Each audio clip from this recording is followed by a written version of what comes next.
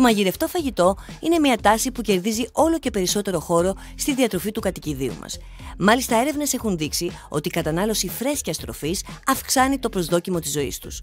Ο σεφ των τετραπόδων, Ευάγγελος Ισμυρλής, μαγειρεύει για τους μικρούς μας φίλους και μας λέει όλα όσα πρέπει να γνωρίζουμε για να ζήσουν καλύτερα. Ευάγγελε. Καλησπέρα. Καλησπέρα.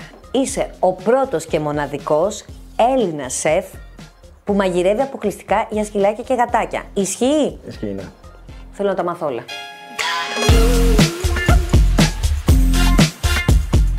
Ξεκίνησα να μαγειρεύω πριν από χρόνια στο δικό μου το σκυλάκι και παράλληλα μαγείρευα για διάφορους φίλους μου και μετά από 2 χρόνια τεχνικής καθαρά μαγειρικής είπα ότι αξίζει να το κάνω και να φάνε και άλλα σκυλάκια να έχουμε τα αποτελέσματα που είχα δει εγώ ήδη.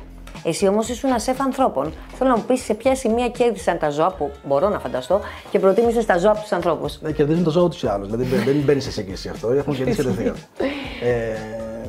Είναι διαφορετικό να ταΐσεις ένα σκύλο και να δεις αποτελέσματα πάνω του. Και είναι διαφορετικό να σερβίσεις σε μια σάλα και να βγάλουν 5-6 φώτος στο story κτλ.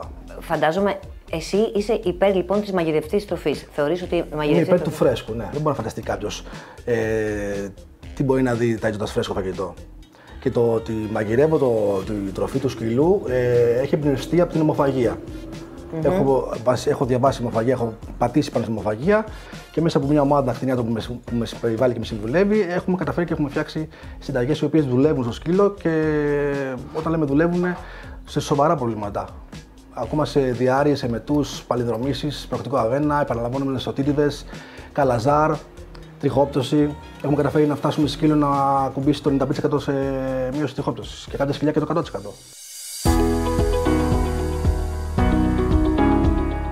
Η φιλοσοφία σου ποια είναι? Είναι ότι ο σκύλος πρέπει να τρώει ένα ισορροπημένο γεύμα καθημερινά με μεγάλο ποσοστό κρέατος, φρέσκο. Το ότι είναι μαγειρεμένο έχει να κάνει με το ότι απλά αποβάλουμε το μικροβιακό πεδίο που μπορεί να έχει ένα φαγητό, τόσο ώστε να σκοτωθεί το μικροβιακό πεδίο. Και στην ουσία ταΐζουμε το σκύλο αυτό που γενετικά έχει φτιαχτεί να φάει.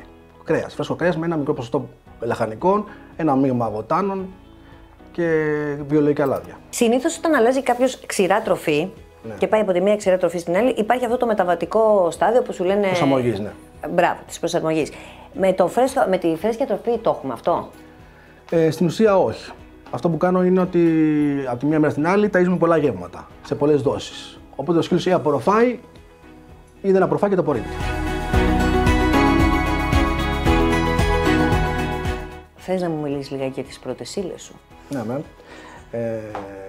το βασικό είναι ότι έχουμε βρει πρώτες ύλες οι οποίες είναι μη σύνηθες κρέατα, όπως το ελάφι, η πάπια, το κουνέλι, το λάμα, τα οποία βοηθάνε πολύ στις περιπτώσεις που τα σκυλιά έχουν αλλεργίες. Και τα σκυλιά έχουν αλλεργίες κυρίως στην πρωτεΐνη. Οπότε μια μη σύνηθες πρωτεΐνη δεν την ανιχνεύει ο σκύλος σαν αλλεργιογόνο, όπως θα ανιχνεύσει ένα μοσχάρι, ένα κοτόπουλο, και έτσι σταματάει να αντιδράει αλλεργικά στο σώμα του.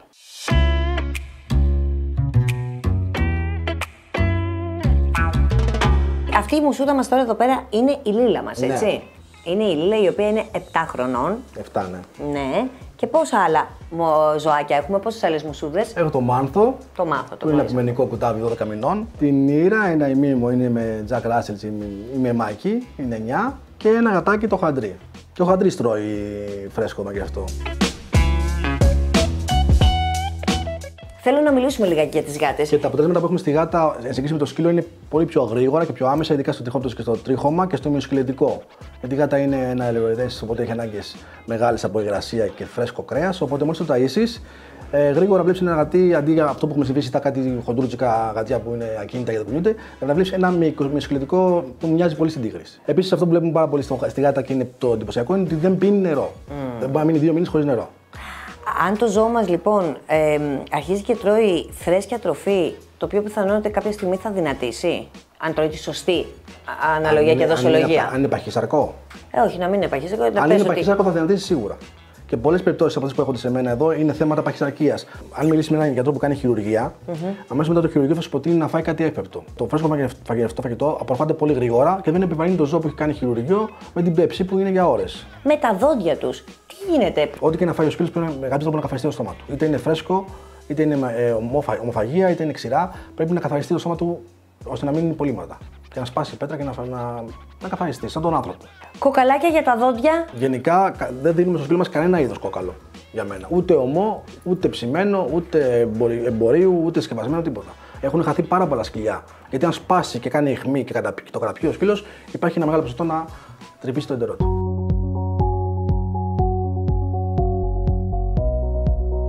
Ζωοφιλία για σένα τι είναι? Είναι τρόπος ζωής. Δεν είναι παίρνουμε ένα σκύλο, τον αφήνουμε σε ένα ξενοδοχείο που πάμε διακοπές. Δεν είναι περνάω καλά εγώ και το σκύλο είναι σπίτι παρατημένο.